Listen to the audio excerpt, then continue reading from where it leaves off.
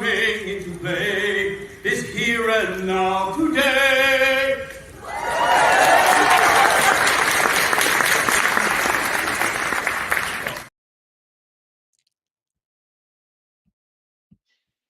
Wow, folks, I'm impressed. I don't even know who that was. I gotta say that he sings pretty good. Now, for all of you that are inspired too, let me tell you about somebody even more inspiring, and that would be my next guest. Let me tell you all about the one, the only, the super awesome Karen Hall. She's known as the Queen of Empathy. She's an international motivational speaker and expert in emotional intelligence. Yes, the EQ for your IQ. And she serves as a producer and trainer for the Los Angeles Tribune event. She's a best-selling author and the managing director of Tribune Journals, trained by Marianne Williamson. You guys know that name. Karen brings over 40 years of coaching experience, training leaders to manage emotions, build trust, and foster resilience. She hosts the Hero Within podcast, which is ranked in the top 3% globally, showcasing inspiring stories of people who are unsung heroes. Karen is a woman of faith, and she and Joshua are married for 39 years, have 4 children and 5 grandchildren. So I don't even know how I can top that. So without any further delay, let's welcome the one, the only Karen Hall.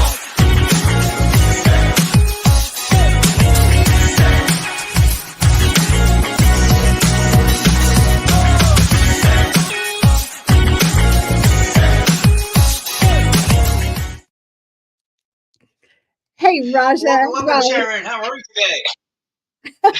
Raja, that is so great to be with you. I know, and you as well. Like we've been talking about this for at least 6 months, if not more. I remember meeting you in Texas so long ago for our keynote program, and man, we had a good time, didn't we? And we so did did. everyone there. Yes, I know. we did. And so everyone watching on the live right now, if you want to have a good time too, go down to facebook.com and /StreamYard, hit accept. That way you can make comments during the live. So now, Karen and I, she is my buddy, Julie. We've been hanging out for some of the similar groups for a while now. So let's get right into the questions and talk about how you can start sharing your greatness with the world. First question here. How can female leaders enhance their emotional intelligence? Oh, Raja, this is such a great question. I think that emotional intelligence is the cutting edge secret weapon. And for men and women, this is such an important part, because as we learn to develop our emotional intelligence and increase our awareness about ourselves and about others, we are more effective in every single thing that we do. And it's interesting because it's not just in one realm of life, but as we increase our emotional intelligence, it ripples over to every aspect. We know that if we do one thing in one area, it affects every area. And the things that are going on at home affect us at work and vice versa. And so that skill is a very powerful skill to learn. Absolutely. And I remember back when Einstein was super popular, he's got one of the highest IQs in the world, but he always said that creativity is more important than intelligence. And it makes you think about that for a second, doesn't it? Yes. Now, how can female leaders use their unique intuitive strengths to increase engagement with their employees? So one of the things that is so important about emotional intelligence is that if I can learn how to deal with my emotions, then I can help others deal with theirs. And so many times in my personal life, this has been a journey that I have been working on, it feels like forever. So I started with trying to understand why I felt the way that I did. And I was always asking my parents, why is that person doing that thing? I was so curious about human behavior. And if we understand human behavior, then we are so much more effective. If I can tap into you and I can really try and use my imagination to understand what is going on with you, then you and I can communicate better, because if I have empathy, the empathy is really the crux of trust for all relationships. Yeah. And if I have empathy for you, then you trust me. And as a leader, then we are able to move forward, because if I trust you, I'm going to talk to you. If I see a problem going on, I will come and talk to you.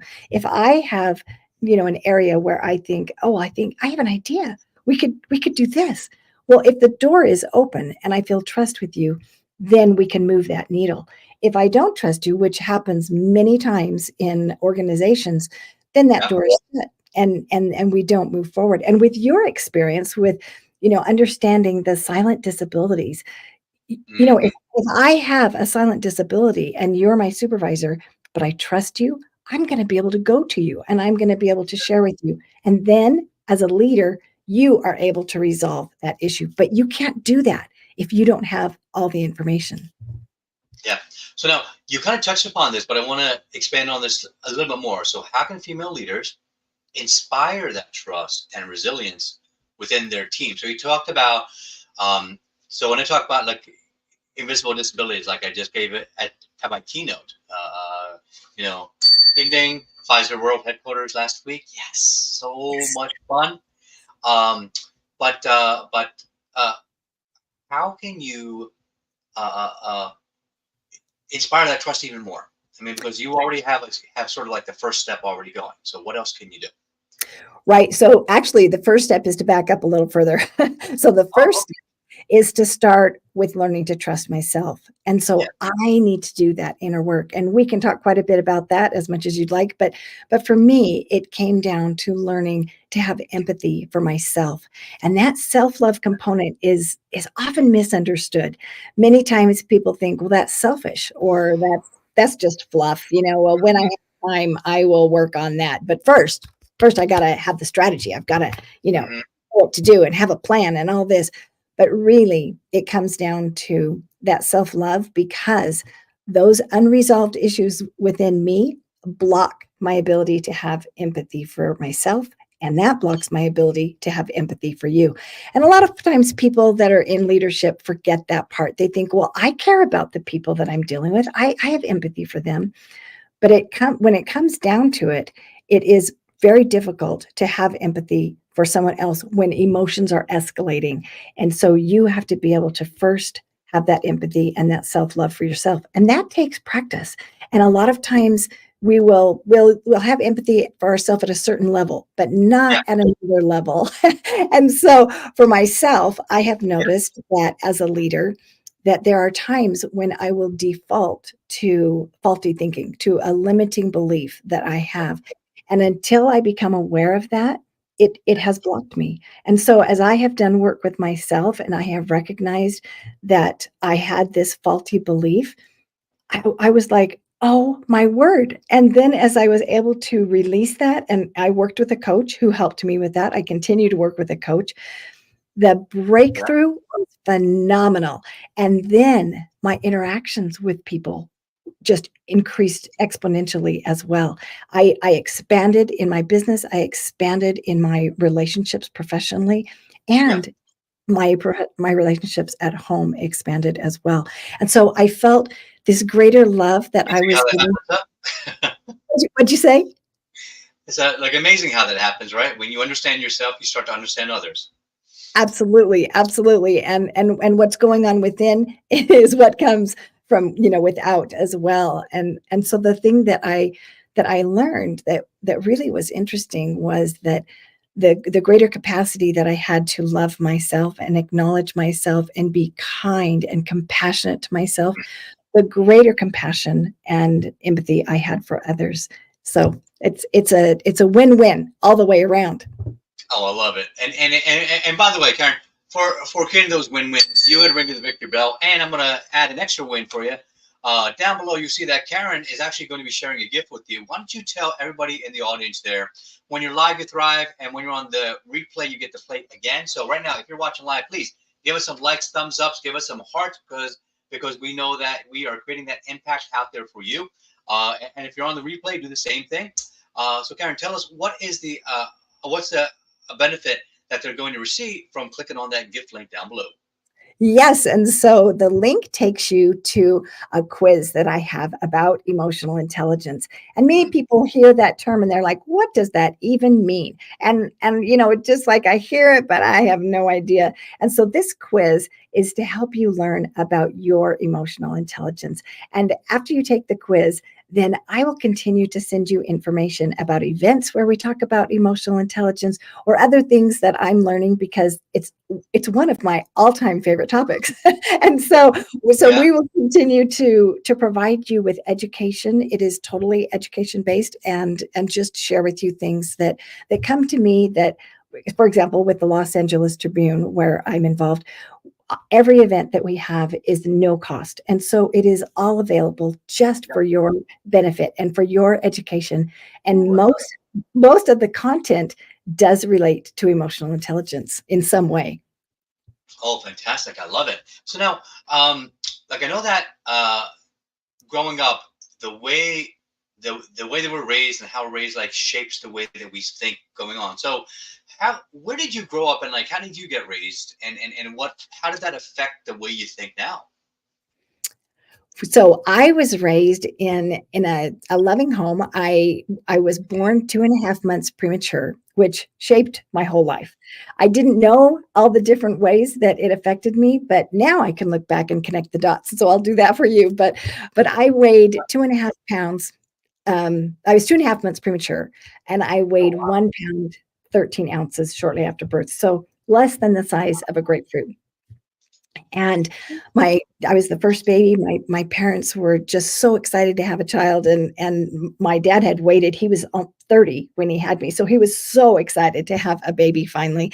And yet the doctors told my parents that I wouldn't survive. And so they were so worried. And then they said, and if she does, she'll be a vegetable. And I did survive. And miraculously, I'm not a vegetable by the grace of God, only by the grace of God. But in my home, my dad was a psychologist and my mom was a stay-at-home mom, and both of them had overcome traumas in their life, and they wanted to be the very best parent they could. And so they were both studying in different ways about how to be, the best version of themselves that they could. And that eagerness and yearning to be the very best was instilled in me as well. The interesting thing was, though, that because of that trauma of being Yeah. alone in that incubator for that 2.5 months, my mom and dad weren't allowed to touch me. My mom couldn't feed me, hold me, or anything. They had these big, thick plastic gloves that they would put me in the gloves, but I didn't have any, human contact with her. Yeah. Yeah. And now we know that without that human contact, that people die, and many babies die Oh yeah. with, Yeah. yeah, yeah. And so I miraculously I thrived, and I grew, and I really believe now that I wasn't alone in that incubator. I believe that God held me in his arms, and that angels must have been there, to help me to survive, because I came through it defying, the odds in every single way. Mhm. And that was pretty amazing, because when I did survive, they said, well, she'll be blind, or she'll have, this cerebral palsy or different disabilities, and I didn't have any. So it was quite shocking, in every way, that I was able to thrive, and I was able to be productive. So then the Good. lasting effect, though, I Mhm. was I was left with a lot of fears. I'm sure that, being a baby and being all alone for all that time, I felt that the world wasn't a safe place. So Gotcha. it caused anxiety, and Great. maybe Yeah. maybe I was born with anxiety too, whether or not that had happened, but I'm sure that compounded that effect. So I was very afraid, and I remember I would say to my mom things that I was afraid about, and I was afraid of a lot of new things. And so my mom would tell me the story of the little engine that could. And for those in the audience, there's a little engine that comes across a train that has broken down, and the train is supposed to haul the toys and dolls and all the good things to eat to the other side of the mountain for gifts for children. But the big train has broken down, and a steam engine comes by, and the train says, "Can you help me?" And no, I'm too important. And then a locomotive comes by. No, I'm a passenger train. And anyway, no help whatsoever. And then the little blue engine comes by and says, I'll help you get over the mountain, this little tiny train." And so she chugs and she huffs and she puffs and she says, "I think I can. Believe I her. Mhm. I Very think I can." frustrated. Mhm. Right. Yes, and I bet you, Raja, have said that in your life. I bet you have said, "I think I can. I think I can. I think I Oh, can." believe me, I have, and you know, especially being a cross country runner, you say that to yourself every single mile. You know, just one more step, just one more mile. We're almost done. You're always self-affirming when you're going for a run. Um, Ex yeah, exactly. yeah. So now you have an amazing story of like overcoming that trauma of that childhood birth, which is really difficult to really uh, go past and beyond. And yet you've done that in such a beautiful way. Tell me a little bit about um, growing up. Did you have like a favorite film or favorite book that inspired you and helped shape the way you think now?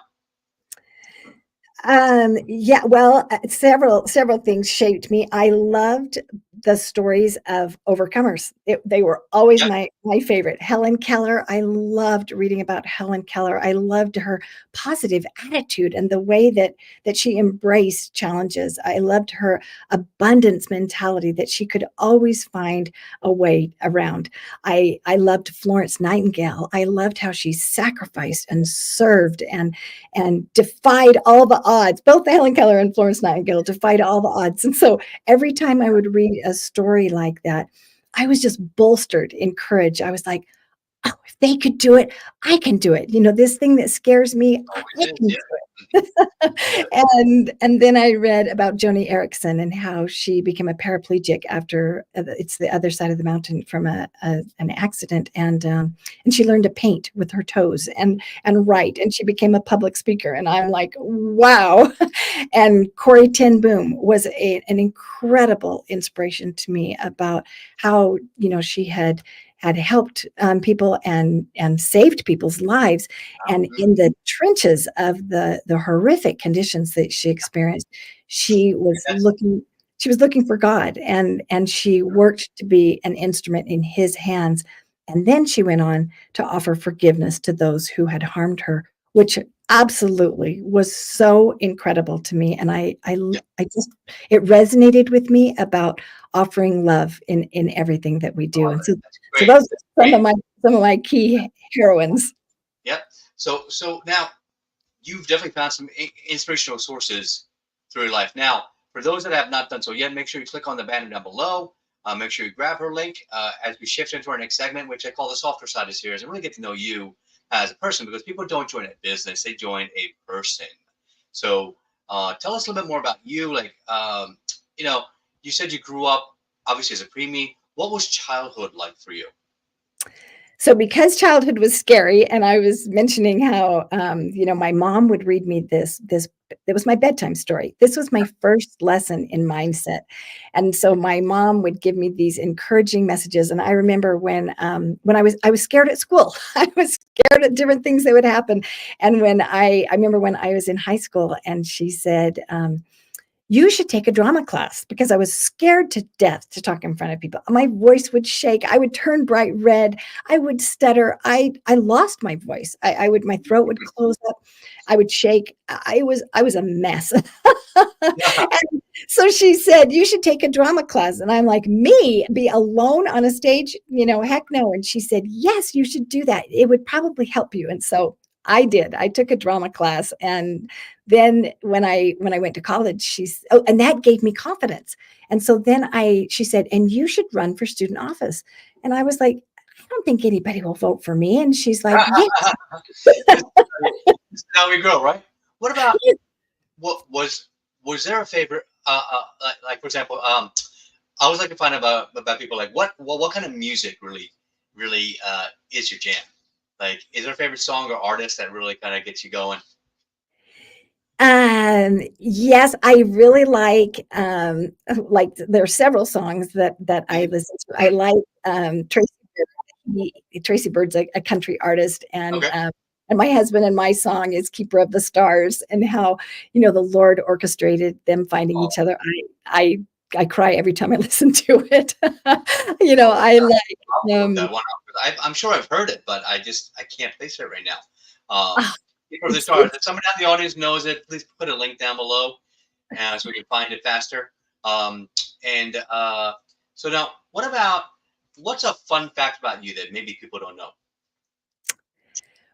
Well, the fun fact about me is that I overcame this speaking issue for myself, and I go on and I speak in front of very large groups. I have spoken at conventions and conferences, and who would have ever thought? I mean, anybody that knows me from high school that watches this will be like, "Is that Karen, the girl that couldn't even talk?" I know exactly what you mean. That was me. Going to high school, I'm like, be on a stage? No, thank you. I'd rather hide in the choir and be part of the group rather than be stuck out. Totally. Me Yeah. too. Yeah. What about what is your favorite food? I always love this question.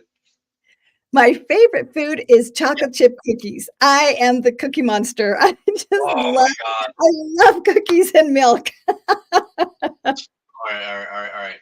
Hello, famous. Yeah, like we need a pallet of your chocolate chip cookies right there in the green room. Thanks. All right, so that's my totally real call to the green room. We're going to send you a ton of cookies, and they're going to bring you every single shape and variety. So before we shift to our next segment, I want to ask you, what's one thing that you want people to recall about you? So one thing I would like people to recall about me is that I learned that I was never alone. All that time in the incubator left me with a wound that I feel alone very often. Many times when I'm struggling and I'm suffering, I can't find anybody to talk to, and I feel so alone. And through my experiences, I have learned that I am never alone, that even if there isn't a mortal that I can connect with at that moment, I Right. always have God with me, and I have angels with me, and I know that there is a divine connection there no matter what. And I would like people to know that they are never alone. Absolutely. I love that. By the way, you can ring the Victor Bell. That was beautiful. We're going to send you to the green room. Enjoy all the food and make sure you save me some, okay?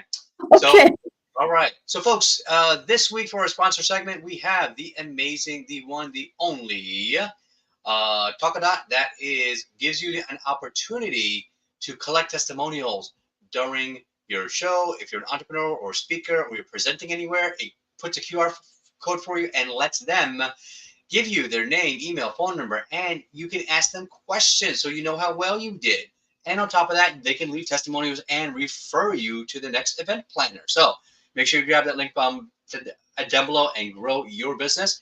And our sponsor of the week is also going to be the Potapalooza coming up next month, November 13th. This is a great event where show hosts as well as people that want to get onto a podcast can sign up. It is a pay-to-play event, and there is that link below so that you can connect. I am a featured show host this time. So last year I was on the main stage as a speaker, and this time I decided to be on the other side of it as a show host and just interview as many people as I can. So somewhere between 5 to 10 guests are going to get done in that one day. So that's going to help to aid us. By the way, this is episode 271.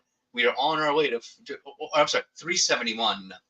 So we are on our way to 400 by the end of the year. And last thing is, we want to make sure that you have every tool that you have possible.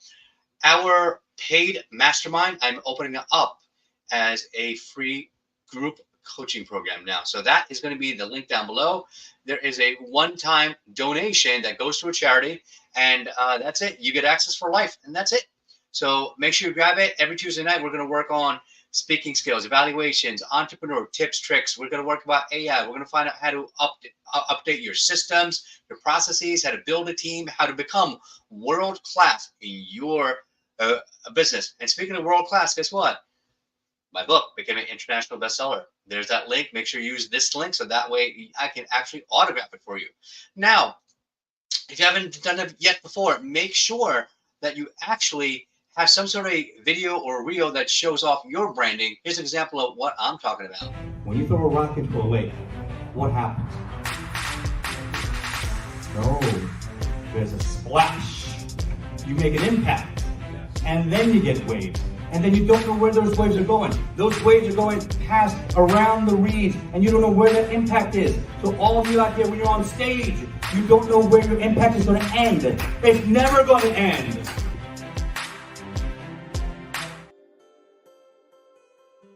All right, folks. So in today's 60-second mind shift, Karen's talking about empathy.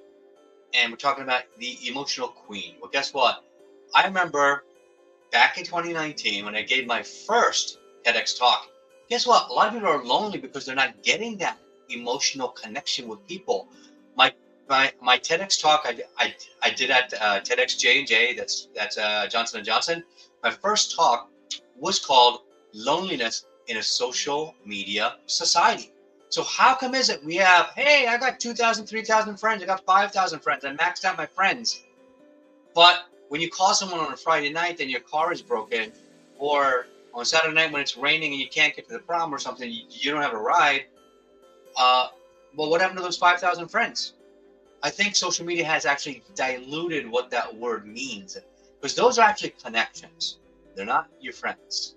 They are people you are just connected with digitally, but you may not even know who they are, and they might not even know what you are or who you are. So let's bring back what friendship really means. Do you know the person? Have you broken bread with them? Have you connected them on an emotional level? And I remember growing up back in the 80s, no pain, no gain, and there's a lot of like 80s machismo happening. But now, with our understanding about mental health awareness, our understanding about different invisible disabilities, with our new understandings that people all learn and grow differently, we have to be a little bit more mindful and more emotional to connect with our teams. Because if we do that, you're going to have more productive teams. And as always, more productive teams means more profitability for your company. So let's bring Karen back and find out if she saved me any of those cookies. I'm hoping.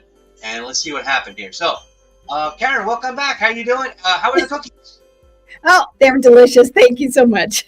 And I did save you. Oh, awesome. I love it. So Karen, what did you think of what is your takeaway from the 60-second mind shift, and what would you add to it? Oh, Raja, I think it's so great because, that make a splash and don't be afraid to let your voice be heard, because you have no idea who you will impact. And that ripple effect, just like you said, you have impacted me. And because you impacted me, then I have gone on to impact other people. And when I heard your story about how you unboxed yourself and you became courageous and you overcame your disabilities, I was given courage to overcome my own. So we can do that for each other. It is. That's beautiful. Oh, I love that. You're going to ring the victory bell for that. Make sure, folks, you grab her link down below. It'll be in the show notes. And as always, this is Coach Raja. I have one more question for you. If someone gave you a blank check and said, you have unlimited resources, what is your grand vision to change the world?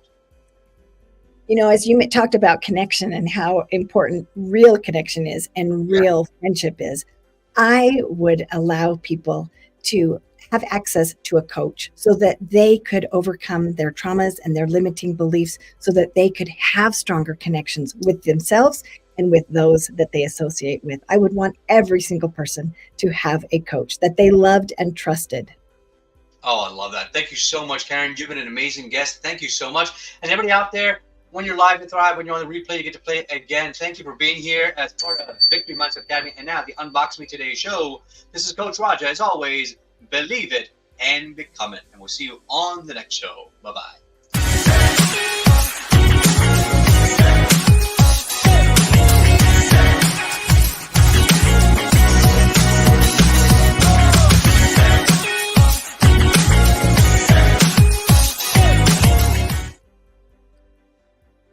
All right. So, Karen, real quick 3 questions. Keep these 10 words or less.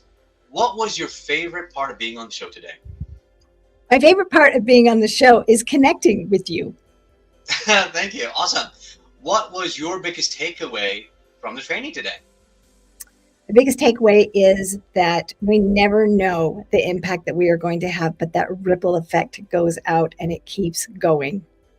Beautiful. And on a scale of 1 to 10, how much would you